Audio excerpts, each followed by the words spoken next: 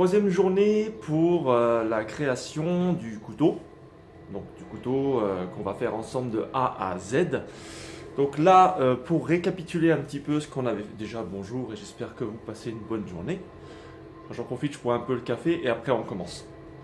Le temps de vous expliquer un petit peu ce qu'on va faire aujourd'hui. Pour les jours précédents, on a fait la découpe du couteau, on a choisi le motif, on a choisi l'acier, on a découpé, on a nettoyé, on a fait les moutures.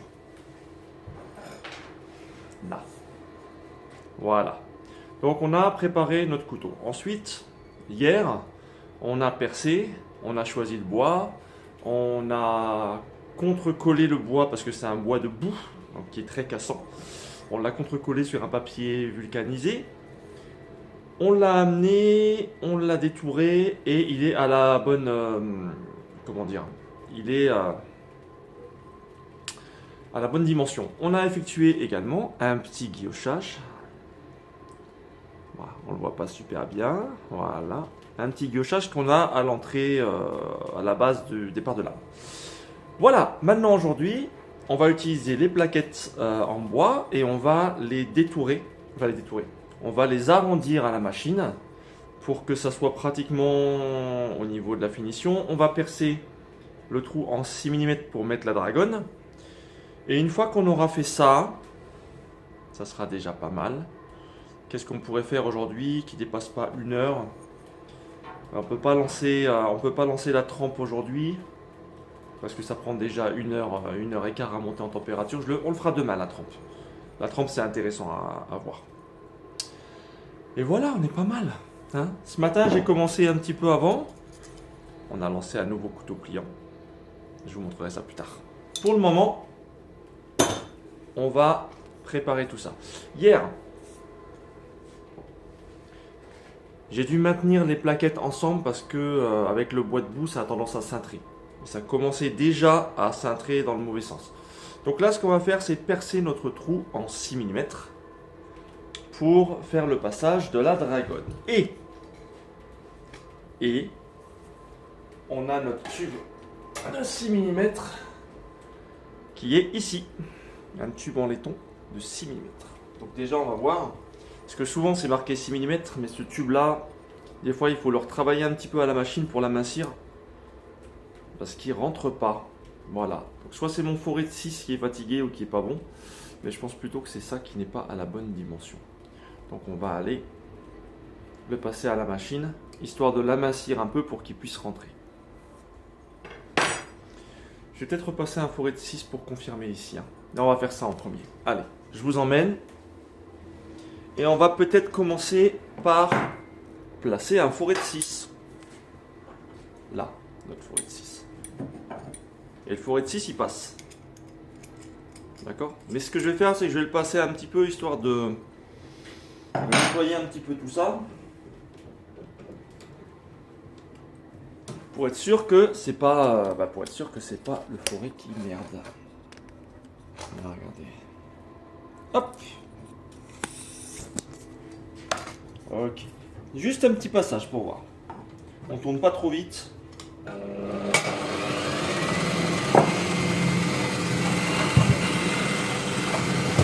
c'est bon, hein.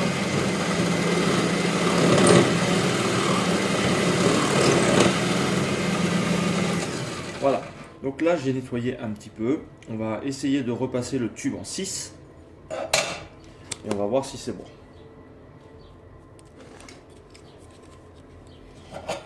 Donc je vais chercher mon tube. Il est là. Je vais le nettoyer un petit peu pour être sûr que c'est pas ça qui merde.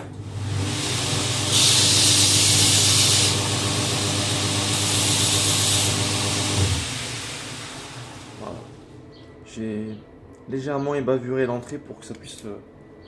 Alors, on est pas mal. Ça rentre un peu en force, mais regardez. Voilà. Je préfère encore que ça rentre comme ça, un peu en force. Comme ça, une fois que je vais coller les plaquettes, je vais le marteler légèrement pour le faire rentrer. Par contre, le problème, c'est que si jamais je frappe et que le trou a vraiment une différence, j'ai pas envie de péter les plaquettes. Donc on va l'amincir un petit peu, vite fait, hein, vite fait.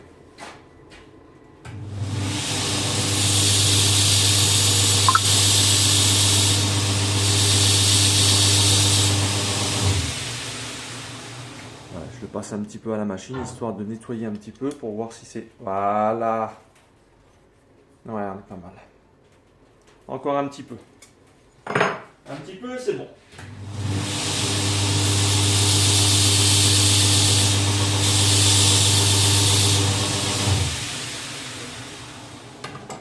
Voilà.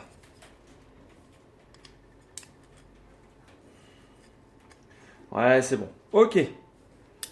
Donc là, je vais faire une marque et celui-là, on va le découper. Mais je vais le garder comme ça pour l'instant parce que je peux le manipuler, c'est plus simple. Parce que ressortir ça, si jamais c'est bloqué, c'est un peu le bordel. Donc je le coupe pas maintenant. On va le garder comme ça.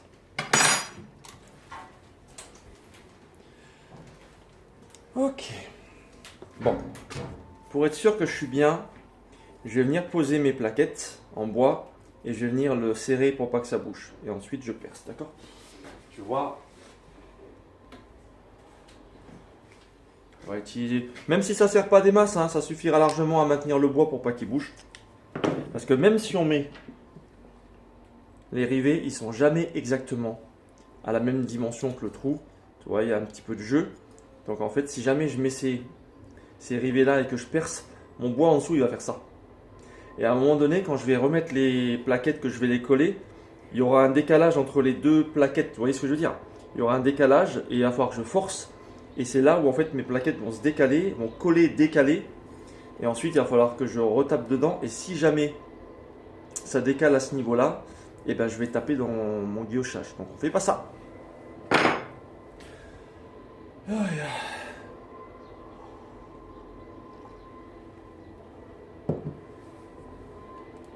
On va défaire un petit peu le bois, je vous montre. Hop. Donc là, hop, ça c'est pas pour maintenant. C'est la surprise. Ok.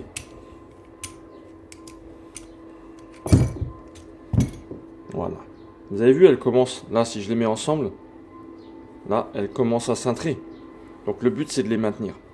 Les maintenir. Si jamais ça cintre trop, quand je vais forcer pour les coller, ça va péter à ce niveau-là. Donc on les maintient bien. Donc vu que je travaille avec une, je vais travailler avec celle-là. Celle-là en attendant, eh ben, je vais la maintenir dans une position. Je la mets à l'étau. Le plus simple c'est de la mettre à l'étau en attendant. Pour pas qu'elle bouge. Voilà. Aïe! Pas de conneries. J'ai plus de poids sinon. Ok, comme ça elle bougera pas. Là ici, je vais venir prendre ma lame et je vais venir placer mon bois. Et je vais le placer avec les rivets. Et ensuite, on va le fixer pour pas qu'il bouge. Si j'arrive à le rentrer. Oh putain. Ok.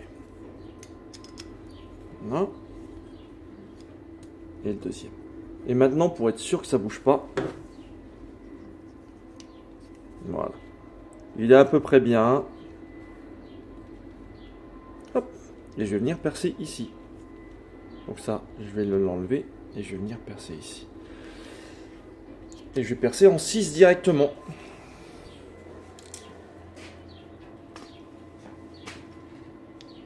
Voilà. Ok. Là, le problème, c'est que j'ai une surépaisseur. Donc je vais bidouiller un petit peu.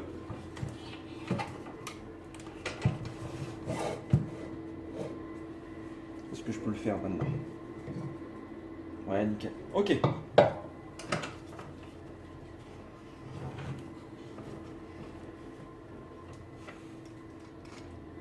Là.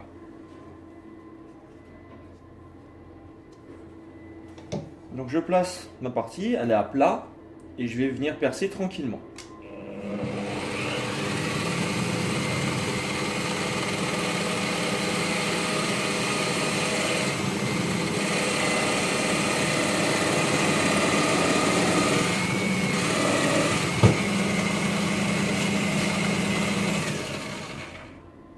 Et voilà. C'est nickel. Du coup, je vais placer la deuxième platine. On va resserrer et on va percer à travers la deuxième. J'arrive. Donc j'enlève ça. Je place ma deuxième.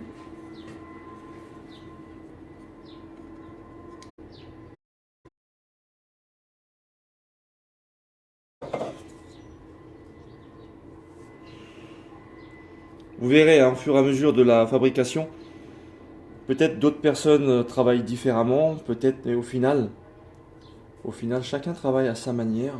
On essaie de s'améliorer au mieux.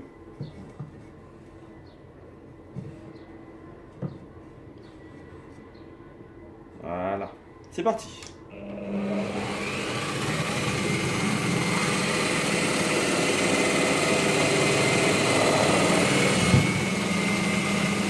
Et voilà.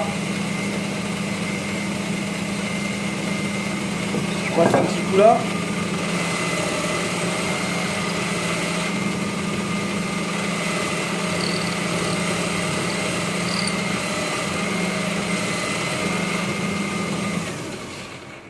Et on va voir si... Alors vous avez vu dans le bois ça a du mal, hein. Ça force un peu pour rentrer dans le bois. Ce que je vais faire, c'est que je vais l'amincir un petit peu encore.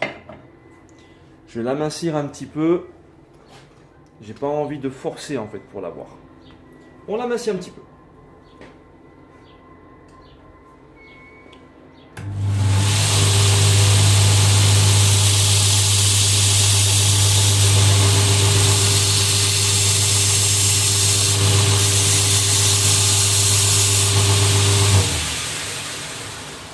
On va essayer.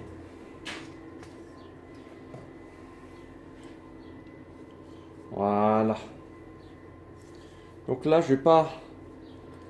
Vous avez vu, il rentre, il est presque au bout. Je vais pas le forcer plus. Je vais le rentrer... Je pense que je vais le rentrer un petit peu en force. Sur la fin. Pardon pour la notification.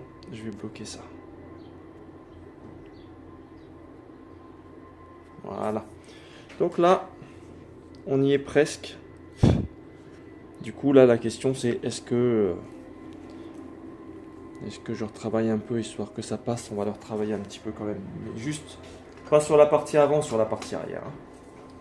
Laissez-moi juste le temps de sortir le truc. Là, j'arrive pas à le sortir. Voilà. Attends. Tiens, j'arrive pas à le sortir le coup.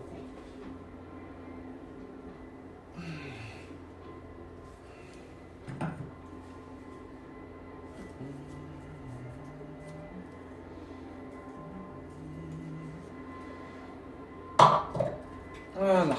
Ok. Allez, un petit peu.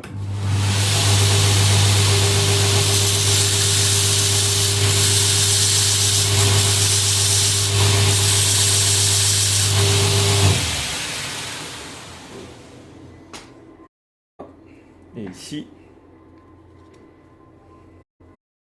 on le découpera plus tard. Donc cette partie-là est terminée.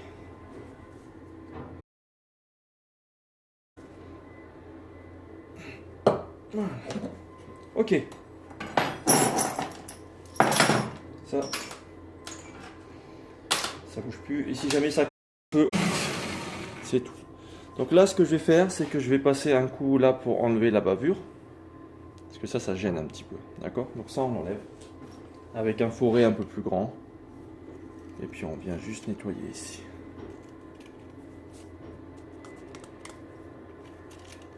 Voilà. Côté. Qu'on a fait ça, on a nos deux plaquettes. On a percé notre trou nickel. On a nos deux trous qui vont servir à consolider le collage. Maintenant, on va faire le détourage, d'accord? Donc on va arrondir la partie du bois. Puisque celle-ci, après, j'y toucherai plus. J'y toucherai très peu. Franchement, je préfère le faire avant que de travailler avec les plaquettes qui sont collées et avec le risque de taper dans l'acier en formant des plaquettes. Donc je vais attendre un petit peu. Celle-là, je vais la mettre ici pour pas qu'elle brille. Hop, ça bouge pas. Et je vous reprends. Bon. Là, ça va être la partie vraiment sympa. Parce que là, on forme le bois. L'acier, c'est toujours sympa quand on vient faire l'acier. parce que ça prend forme tout de suite. On part d'une plaque, alors là c'est pas forgé. Si c'est forgé, c'est encore plus plaisant parce qu'on part vraiment de quelque chose qui n'a pas de forme, ou alors qui a une forme ronde, ou qui a une forme plate.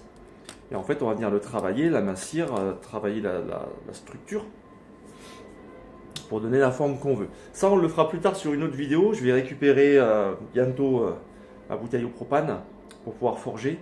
Alors, je suis pas un grand forgeron, d'accord. Tout ce que je forge moi, c'est pas les outils, c'est pas. Je forge des couteaux à soie traversante ou alors des petits couteaux celtiques. J'ai pas la connaissance suffisante en forge pour pouvoir, d'accord. Je suis pas forgeron. Je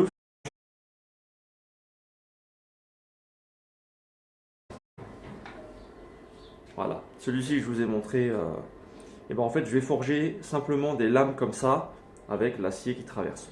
Ça et des aciers à plusieurs couches, acier sandwich, avec un acier dur au centre et des aciers mous sur les côtés ou durs. J'ai déjà fait avec dur au centre et un peu moins dur sur les côtés, d'accord. Donc ça je vous montrerai parce que j'adore faire ça, ça fait une ligne magnifique. Je vous montrerai ça quand je récupérerai la bouteille de gaz. En attendant celle-ci, et ben en fait, je vais venir amener cette partie-là le plus près, enfin pratiquement au blanc là. Un petit millimètre avant le blanc, d'accord? J'aime bien que ça soit bien arrondi. Comme ça après, quand on a le couteau en main, il épouse bien, il est lisse, il n'y a pas d'arêtes qui viennent un peu gêner. J'aime pas ça. J'aime pas ça. Donc là maintenant, on va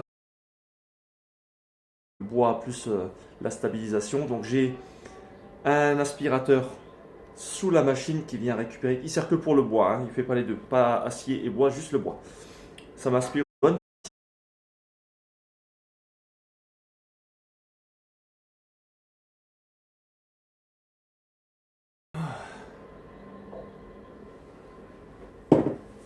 Allez.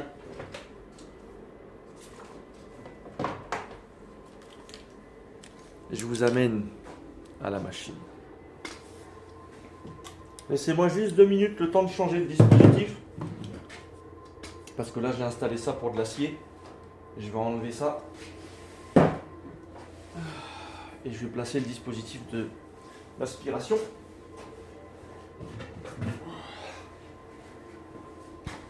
J'ai fabriqué ça maison là. Je fais une planche sur laquelle je viens installer mon aspirateur. Et sur le dessus pour... voilà. J'ai mis ça, comme ça en fait la bande passe là et une majorité du bois reste à l'intérieur de ça. Pour travailler le bois, j'ai pris une bande un peu fatiguée en 50. Donc grain 50, c'est un grain qui est... c'est pas un grain fin, hein, c'est un grain grossier. Ça mord bien, mais celle-là elle est un peu fatiguée. Et on va s'en servir pour faire ça. Mon backstand il est pas, j'ai pas de variateur de vitesse. Donc en fait, je vais appuyer tranquille, je prends le temps. Si j'appuie trop fort, je vais brûler mon bois. Surtout en bois debout comme ça. Allez, regarde, on va installer ça. Regardez-moi, je vous montre l'installation. L'installation mystère. Et ça marche super bien. Ça marche super bien. Donc là, j'ai fixé des cales.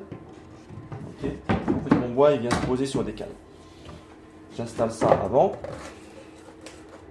Voilà, comme ça, j'ai la place de passer ma bande. Ok. Et ensuite, je prends l'aspirateur. Je viens le mettre en jonction dessous. Voilà, et quand j'aspire, ça part à l'intérieur. Et c'est nickel. Je vais vous placer de manière à ce que vous voyez bien. Je vais essayer de zoomer. Ouais, voilà. On va essayer de faire ça bien. Voilà, j'espère que vous voyez bien comme ça. Je vais essayer de toucher quand je travaille de cette manière-là. Ouais, il n'y a pas mieux que ça. Il y a peut-être mieux que ça quand même.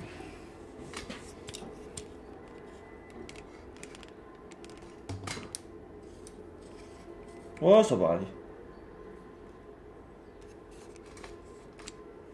Ouais, c'est pas mal comme ça. Je travaillais ici. Ok, allez, je mets les protections et c'est parti. Wow.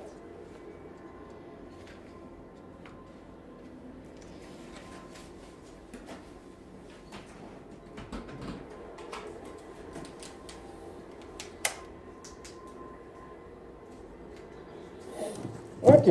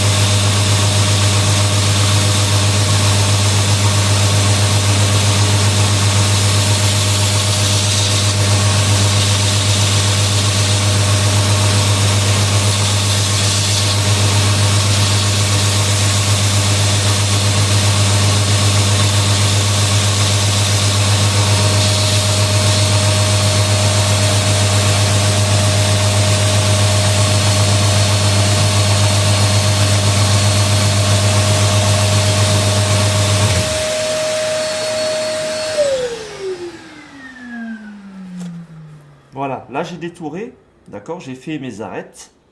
Je pourrais le laisser comme ça, hein, et puis juste arrondir un petit peu, mais j'aime pas du tout. Donc là, je vais arrondir toute cette partie-là pour que ça soit bien fluide. Ok? Et c'est parti.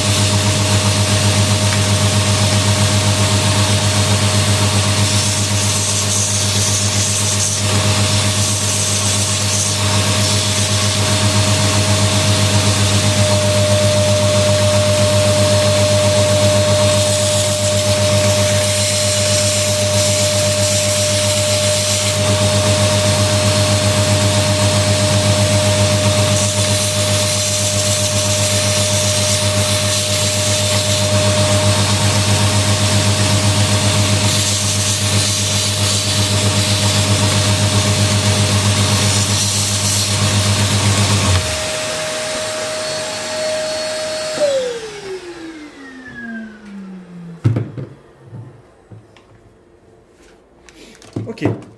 Alors, ce qu'on va faire maintenant, c'est qu'avant de faire la deuxième, pour qu'on voit bien,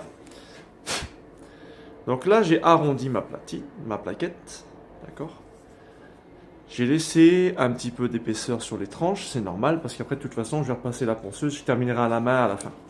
Là ce qu'on va faire, c'est que maintenant, on va la nettoyer pour qu'on ait la couleur à peu près finale. Comme ça je vous montre. Je vous montre à peu près à quoi ça va ressembler. Donc là on va changer ça.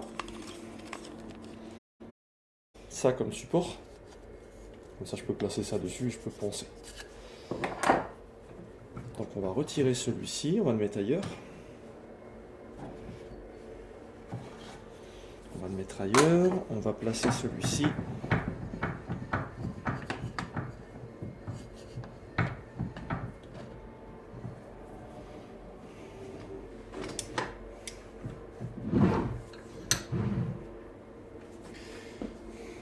Ok.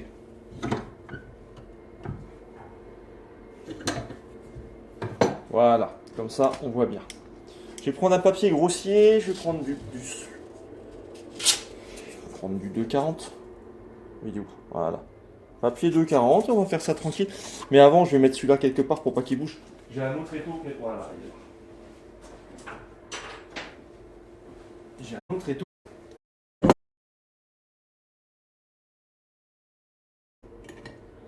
Ok. Allez, ça c'est une partie sympa, j'adore. Parce que là, on voit bien ce que ça va donner après. Je ne vais pas poncer plus que ça, hein. Une fois que j'aurai enlevé toutes les rayures et que le bois sera à peu près propre, on va le révéler juste en mettant un petit peu d'eau. On va le révéler pour voir un peu la couleur et le motif qu'on a.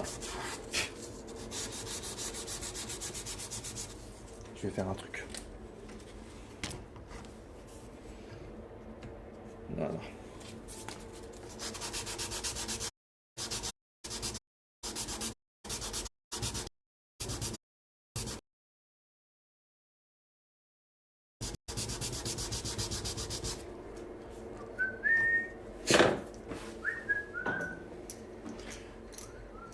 Ça va être mieux comme ça. Hein.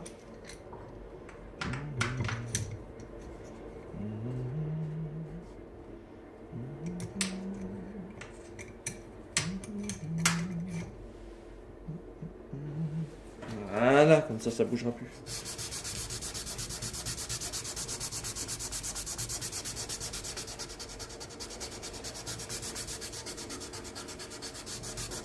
Il existe du papier comme ça spécial pour le bois, hein, c'est alvéolé et tout. J'en ai pas. Je travaille avec celui-là. Faudrait que j'en achète, c'est quand même vachement bien. Ça évite que le papier bourre. Et c'est vraiment bien, c'est vraiment cher aussi.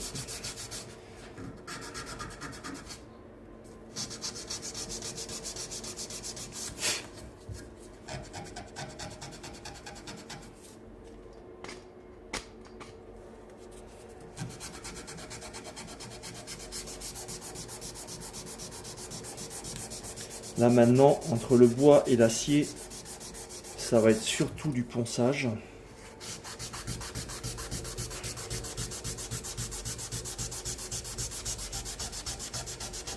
Là, le risque qu'on a quand on fait les plaquettes comme ça en bois, c'est d'avoir des plaquettes trop fines.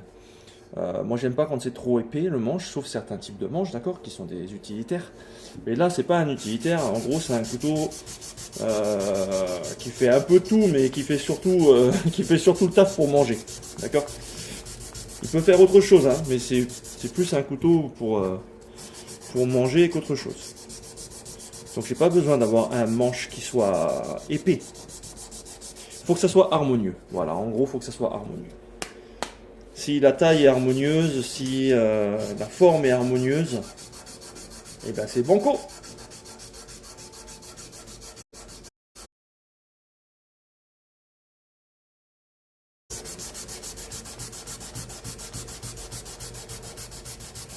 Là, je suis installé. On va parler un petit peu le temps que je fasse ça. Parce que ça prend un peu de temps. Là, je suis installé en tant que professionnel depuis 2 mois. Avant, j'étais associatif, donc je gagnais pas d'argent. Enfin, l'argent que je gagnais, été réinvesti dans l'association, hein, pour de l'achat de matières premières, pour des événements, pour du matériel, des machines, voilà, tout ça. Et là, j'ai quitté mon premier boulot, parce que j'ai eu la chance de pouvoir partir avec une retraite. Maintenant, je me lance à mon compte. Et c'est génial.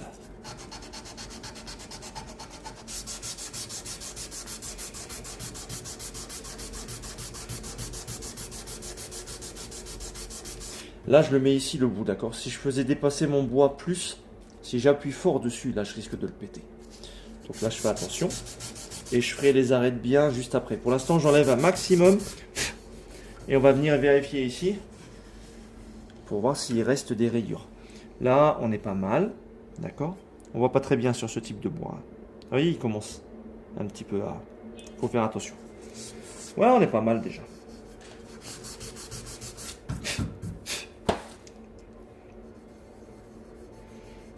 Ah, regardez-moi ce beau bois. Oh, il va être magnifique.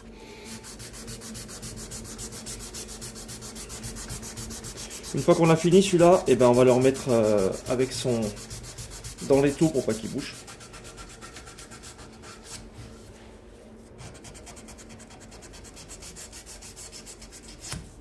On est pas mal.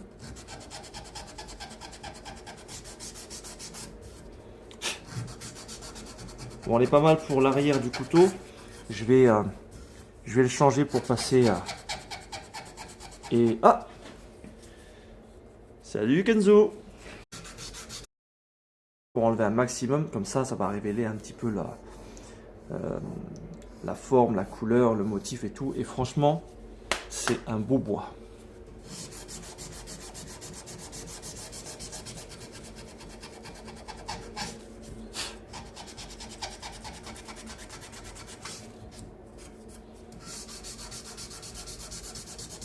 Bon, là, on va s'arrêter, on le change.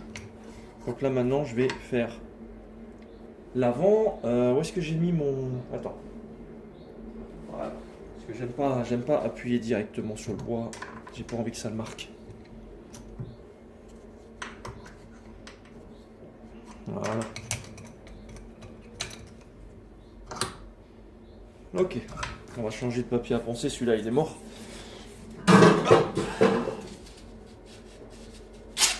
Sinon, on peut faire comme ça aussi. Hein.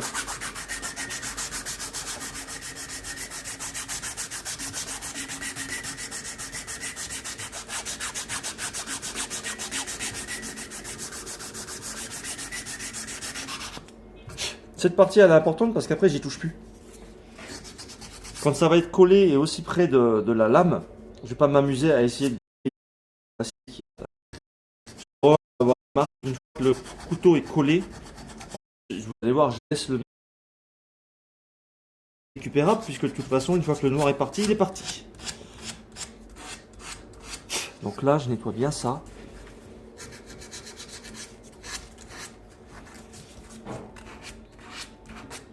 Avant de le coller, cette partie-là, je le vais au grain 600. Comme ça, j'y touche plus. Là, le but, c'est de casser les arêtes. La 2K, je suis en 2K là? Non. Je suis en 720p. Et si je suis en 2K, tu vois mon bois en haute résolution. Ça va être la classe. Non, dis-moi, je suis en 2K?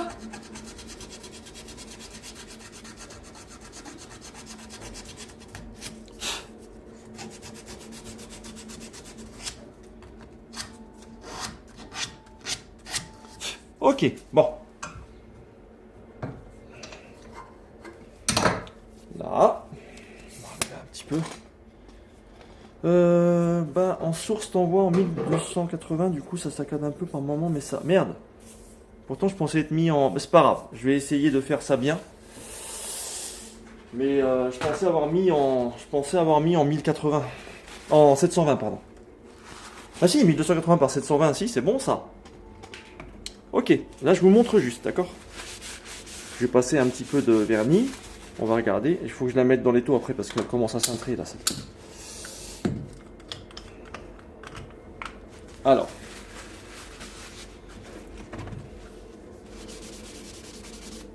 voyez la différence? Voilà.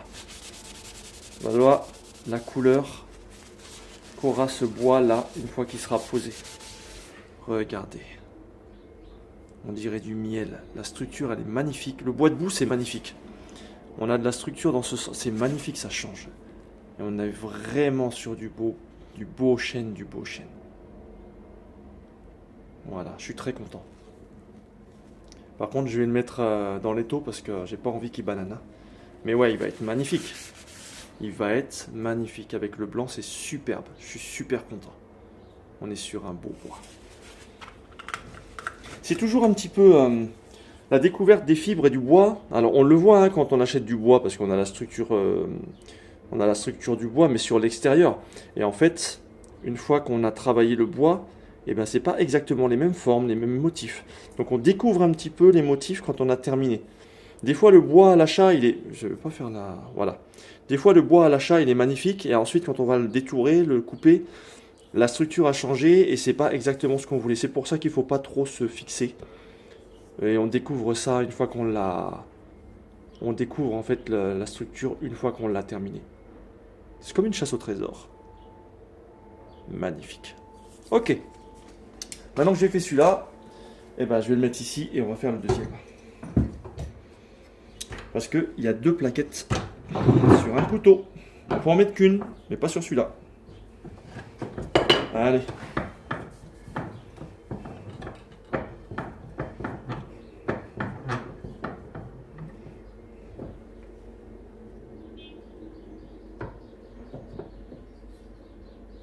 Voilà, comme ça il bouge pas.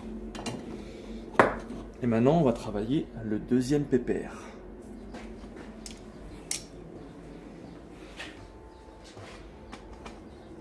Alors je vais essayer de faire quelque chose. Et j'espère que vous voyez quand même. J'essaye. Voilà, là on est à peu près bien. Hein. Bon, désolé si je réponds pas aux commentaires maintenant.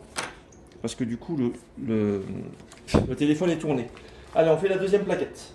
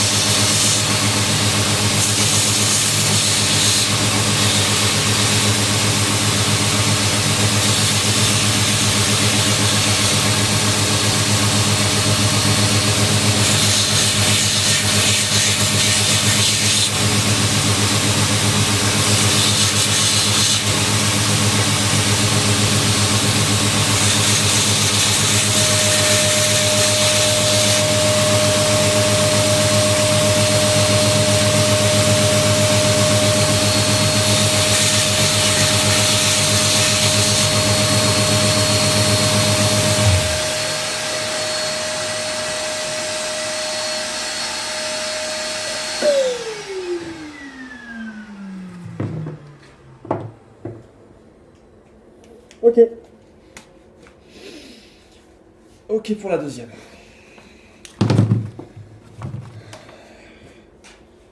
Du coup, ce qu'on va faire maintenant, c'est refaire le ponçage de la deuxième. Donc, rebelote par rapport à tout à l'heure. On en a fait une, maintenant on fait la deuxième. Celle-ci qu'on a fait tout à l'heure, on va la mettre dans les taux. Juste pour la maintenir, hein, parce que... Non, je sais ce qu'on va faire. Je sais ce qu'on va faire. Attends. On va la maintenir, mais on va la maintenir directement sur le manche avec les pinces. Ah, ça donne quelque chose. Ça donne quelque chose de magnifique, purée. Hop. Une pince, deux pinces. Voilà, comme ça, ça bouge plus, ça s'entoure. Nous, on va travailler sur la deuxième.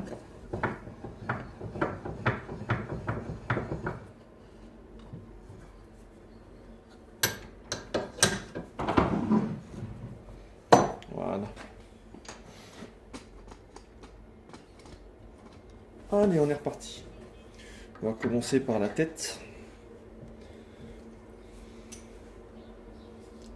Où est-ce que j'ai mis Où est-ce que j'ai mis le cuir?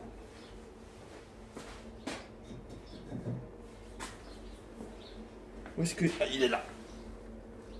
Ah, ok.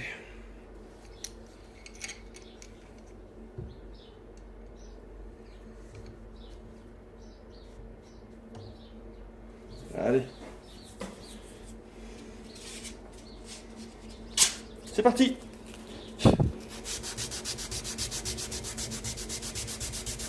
Et vous allez voir quand j'aurai fait la lame et qu'il va falloir que je ponce, les moutures. Je crois que je vais le faire en off parce que je vous le montrerai, hein. Mais c'est un bordel pas possible. Parce que je dois pas taper dans le noir de trempe qui est au-dessus, donc il faut que je fasse ça tranquillement. Ça va me prendre 2 heures. Mais le rendu est magnifique. Enfin, en tout cas pour moi.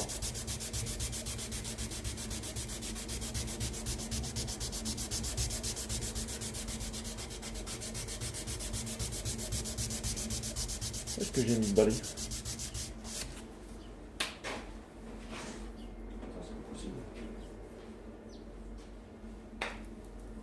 Eh, c'est pas beau de vieillir, je vous le dis. Qu'est-ce que j'ai foutu de la... Et là.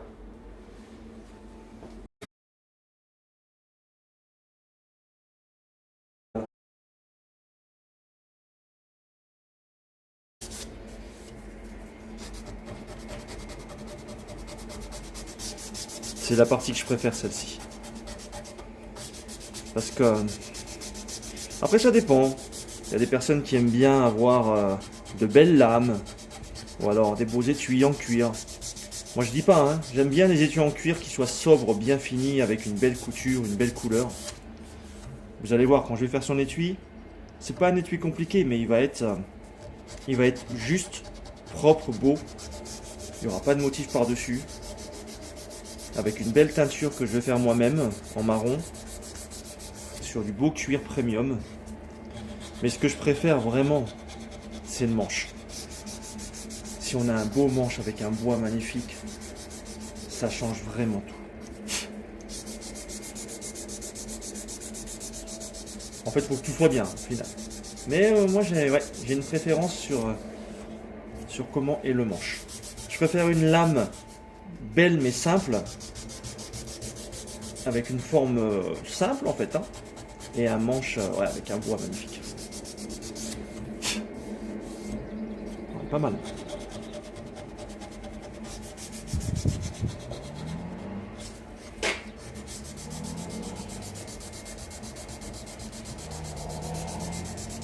Ensuite, ça, on n'y touchera plus jusqu'au collage. On va nettoyer le couteau après. Donc les parties qui vont être trempées, c'est-à-dire, je vous expliquerai après le principe, hein. Mais il faut que les parties sur lesquelles je ne vais plus intervenir soient nettoyées, propres, pour qu'ensuite j'ai juste besoin de revenir dans les moutures dans les moutures, la contre-émouture, le dos du couteau, mais le reste ça bougera plus. Et c'est pour ça que c'est délicat quand je vais installer la colle, parce qu'il va falloir que au fur et à mesure, là je vais mettre pour la colle des plaquettes, je vais mettre de l'époxy à prise lente, d'accord? Donc ça veut dire que je peux les bouger pendant les 2 premières heures. Et c'est un séchage total au bout de 15h, 17h. Ça veut dire que je vais installer mes plaquettes, je vais prendre un coton-tige pour enlever le surplus de colle qui va dégueuler de l'avant, sans enlever le noir de trempe, donc tranquillement. Et j'y reviendrai au bout d'une heure, quand la colle aura un petit peu épaissi, pour repasser un petit coup de coton-tige. Parce que si je laisse sécher l'époxy sur la lame, quand je vais l'enlever, je vais faire des marques. Et après, c'est dégueulasse. Si les gens ils l'utilisent, ils font des marques, c'est normal. Hein. Mais quand je vais vendre le couteau et quand il va arriver chez la personne, il doit être nickel. Après, c'est de l'usure normale.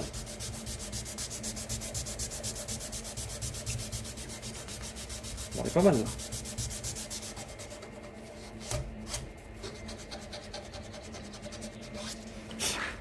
Allez, on va dire qu'on est bien. On va le tourner. Parce qu'il cintre le salopard. Ok.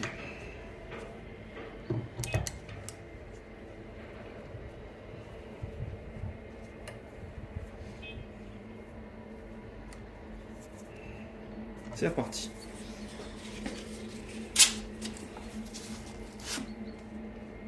Hop.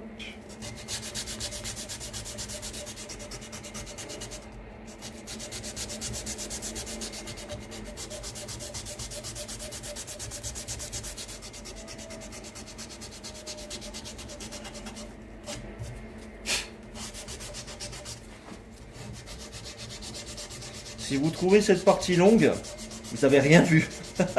Je pense sincèrement, je pense sur la fabrication d'un couteau, je sais pas, là, un couteau comme ça, allez, avec la fabrication de l'étui et tout, la trempe, je sais pas, là ça fait déjà 3 heures qu'on est dessus, d'accord? Ça fait déjà 3 heures qu'on est dessus. J'ai encore, j'ai encore 2 heures, nettoyage.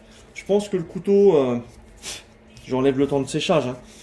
Mais c'est un couteau qui me prend, allez, avec l'étui en cuir, qui va me prendre entre 10 heures et 15 heures, d'accord? 10 heures et 15 heures de travail pour avoir le truc bien propre.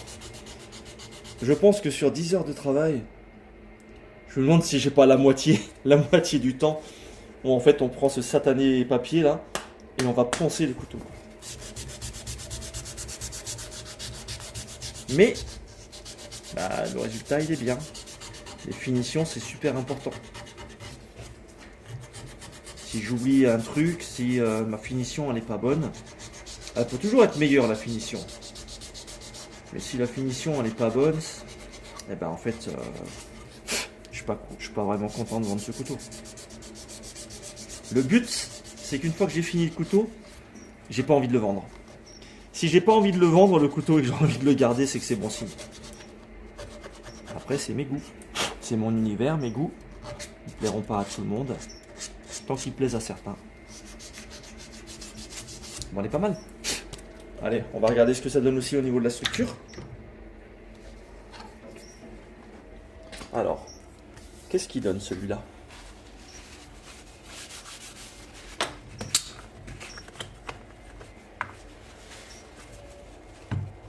Attention, révélation finale.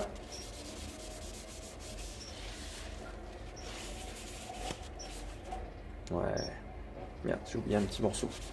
Voilà. On a des belles nuances. Ouais, il est magnifique. Il va être top. Allez, maintenant, je vais les mettre de côté. Et on va faire la même chose au nettoyage, mais avec la lame et le couteau. Voilà, donc je vais placer mes 2 plaquettes ensemble avec ça. Donc là, on a nos 2 plaquettes qui sont magnifiques. Avec la même structure, cette structure qui suit la forme. Cette partie un peu plus claire à l'arrière du couteau. Ouais, elle est magnifique. Allez. Ça, maintenant, ça reste en stand-by. Ça va rester en stand-by ici. Et maintenant, on va moins rigoler. Parce qu'il faut que je nettoie ça. Donc là, en gros, voilà ce qui va se passer. Ça, j'y touche pas. Parce que je vais y retravailler après la trempe pour amincir ici. Là, c'est trop...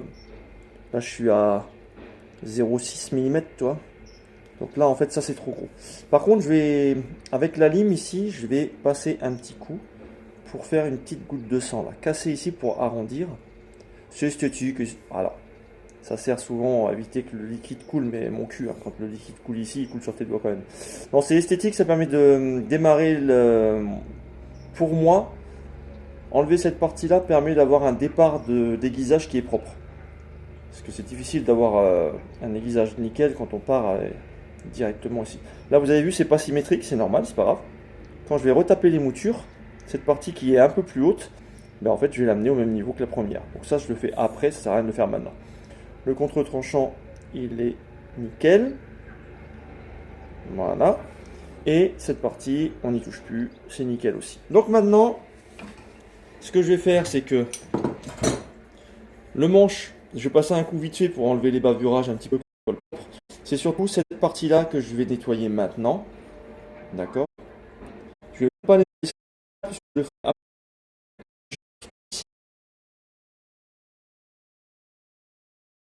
Surtout cette partie-là qui sera juste avant le manche.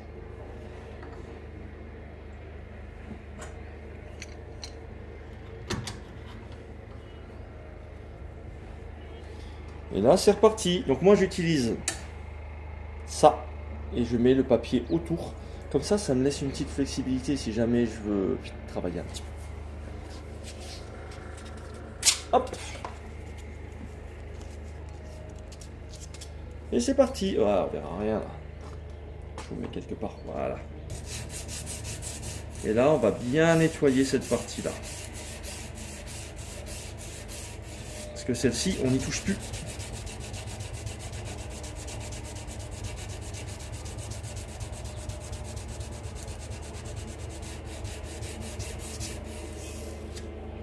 Vous voyez la différence déjà un petit peu. En fait, le but ici, ça va être de faire venir les rayures que je crée moi-même, d'accord. Là, c'est du papier 240. Après, je vais passer à un papier 400, pas en dessous. Après, c'est bon, c'est suffisant de toute façon. Mais c'est pour faire une dynamique de ligne. Les lignes, elles partent vers la pointe. C'est une dynamique de ligne. Et pour les moutures, ça sera la même chose. Je pourrais laisser les moutures dans ce sens-là. Parfois, je le fais. Parfois, je le fais. Mais là, j'aime pas. Je préfère que mon émouture, je la nettoie. Et en fait, je crée ma ligne de fuite vers la pointe. Je trouve ça vraiment joli. Après, de garder ça, des fois, c'est intéressant. Parce qu'on va avoir une partie dans ce sens-là, une partie dans ce sens-là. Ça fait vraiment une belle cassure. Mais je suis pas fan. Et je suis pas fan, vous savez pourquoi? Parce que c'est difficile de nettoyer proprement à l'encablure ici. Donc des fois, on a des plus grosses rayures ici que là. Donc je préfère nettoyer.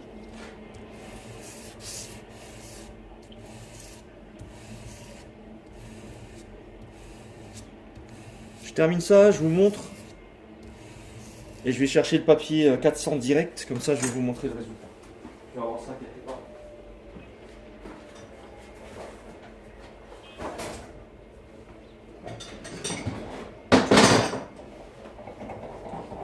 J'ai la boîte à papier à poncer.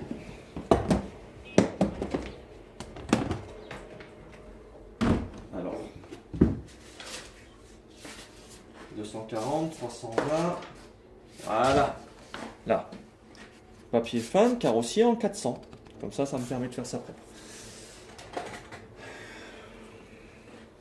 Pour cette partie-là, c'est suffisant, puisqu'après on aura le noir dessus. Donc ça sert à rien de trop l'affiner. En tout cas, c'est ce que je pense.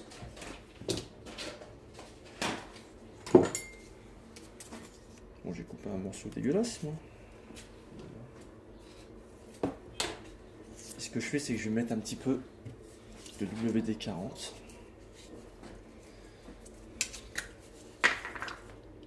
Hop. Et j'adore cette odeur. Je sais pas, l'odeur de WD-40, j'adore. Voilà, le but c'est de créer cette dynamique vers la pointe. Là.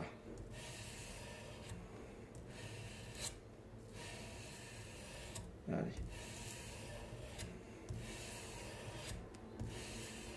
Ok. Alors, qu'est-ce que ça donne?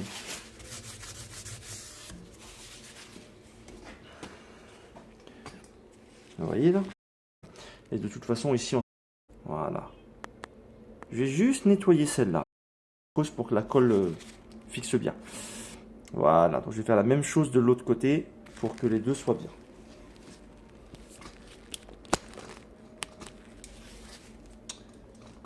On est bien propre. Vu que j'ai fait ça, je vais essayer de ne pas le frotter comme un cochon, sinon je vais niquer le travail que j'ai commencé. Donc, je pose et ensuite j'évite de faire bouger l'acier pour pas casser le travail que j'ai fait juste avant. Là, ça devient complexe. Hop, allez, on est reparti. La même chose. C'est rapide, hein. Il n'y a pas grand chose à enlever. En fait, c'est que j'ai fait une marque pour faire mon émouture. Donc celle-ci, je vais la virer. Et j'en referai une quand j'aurai terminé pour me délimiter ma hauteur. Ma hauteur d'émouture derrière. Je pense que quand on aura fait la trempe, je vais la monter de 2 mm. On est pas mal. Là, les rayures partent bien. On est sur un acier tendre. Il n'a pas été trempé. Quand j'aurai trempé l'acier, ouais. Il va falloir passer un peu plus de temps pour enlever les rayures que j'ai sur ma lame. Donc là, on est nickel.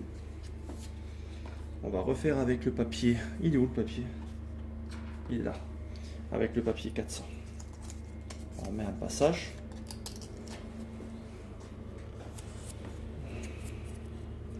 Comme ça, on est bien. Allez. Un petit peu. Lever des 40.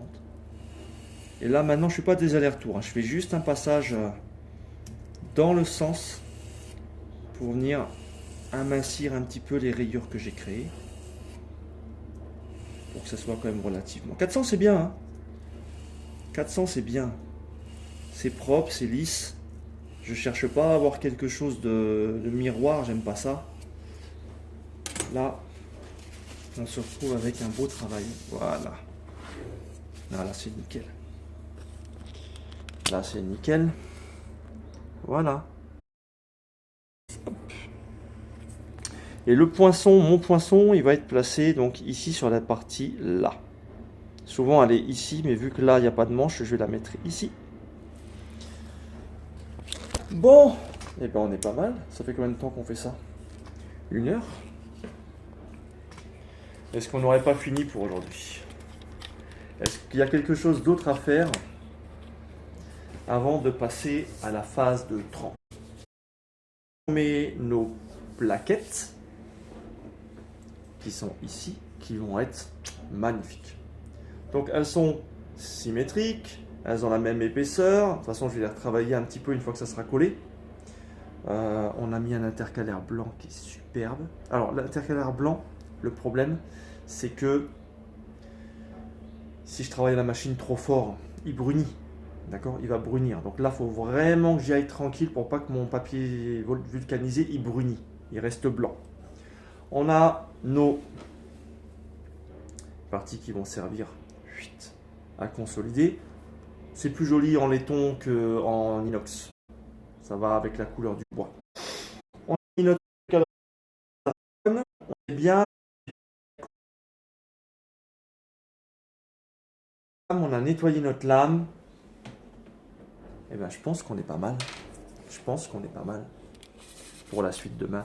Je vous montre un petit peu ce qu'on va faire demain, d'accord? Demain, on va aller utiliser cette machine. Ça, c'est un four de trempe électrique qui marche super bien. Il a été créé par quelqu'un qui n'en fait plus maintenant, malheureusement, mais il a du matos. Il avait fait... Pourtant, et moi, c'est pas le modèle le plus récent. Je l'ai repeint un petit coup. Lequel je veux monter mon acier, je le lance, il met un certain temps à monter. Là, c'est du 1050. Donc, il va mettre 1h10, 1h15 à monter. Et à l'intérieur, on a des résistances électriques avec une... Voilà. Donc, on va utiliser notre four de trempe électrique. Et ensuite, on trempera le couteau. Une fois que le couteau est trempé, Il y a de l'attente sur la lame parce qu'il va falloir que je vous expliquerai demain, mais il y a je cherche le terme, je l'ai plus. C'est pas un recuit, c'est... Bref, je repasse la lame au four un peu plus à une température plus basse pour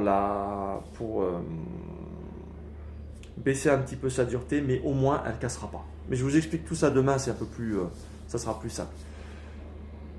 Est-ce que j'ai quelque chose à rajouter? Non, on est pas mal. Donc, fini pour aujourd'hui, 3e vidéo. Ça s'est bien passé, on a fait ce que je voulais qu'on fasse. Donc maintenant, demain, on s'occupera de la trempe du couteau.